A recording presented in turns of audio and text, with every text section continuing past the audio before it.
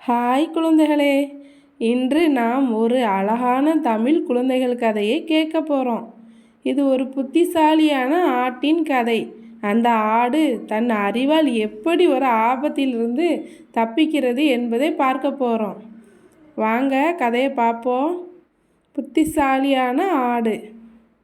ஒரு நாள் ஒரு அழகான ஆடு காட்டுக்குள் சென்றது.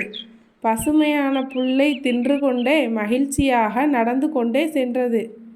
அதே நேரத்தில் ஒரு புலி அந்த ஆட்டை பார்த்தது. ஆஹா, ரொம்ப பசியோடு இருக்கேன், இன்னைக்கு இந்த ஆடு தான் எனக்கு நல்ல சாப்பாடு என்று புலி நினைத்தது. ஆடு புலியை பார்த்தவுடன் பயந்தது. ஆனாலும் தன்னுடைய அறிவை பயன்படுத்த முடிவு செய்தது. ஆடு உள்ளுக்குள் யோசித்தது, நான் பயந்த மாதிரி நடந்து கொண்டால் புலி என்னை சாப்பிட்டு விடும். அதற்கு முன்னாடி ஏதாவது யோசிக்கணும் என்று ஆடு நினைத்தது.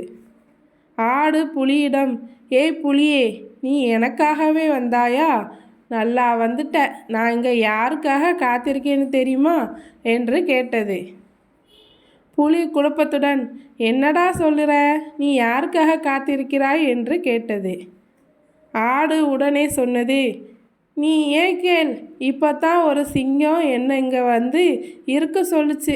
சிங்கம் என்ன சாப்பிட வாரேன்னு சொல்லியிருக்கு என்று சொன்னது. சிங்கம் வரப்போகிறது என்று கேட்டவுடன் புலி பதறி போனது. அடடா, சிங்கம் வந்துட்டா நான் தான் அதற்கு சாப்பாடாகிடுவேன் என்று நினைத்தது. புலி உடனே, எனக்கு வேலை இருக்குது, நான் போகிறேன் என்று சொல்லி வேகமாக ஓடி சென்றது. ஆடு சிரித்து கொண்டே, அறிவு இருந்ததால் தான் நான் என் உயிரை காப்பாற்ற முடிந்தது என்று நினைத்தது. குழந்தைகளே, இந்த கதையிலிருந்து நாம் என்ன கற்றுக்கொண்டோம்? அறிவு தான் உண்மையான வலிமை. எந்த சூழ்நிலையிலும் பயப்படாமல் புத்திசாலித்தனமாக யோசித்தால் பிரச்சனையை தீர்க்கலாம்.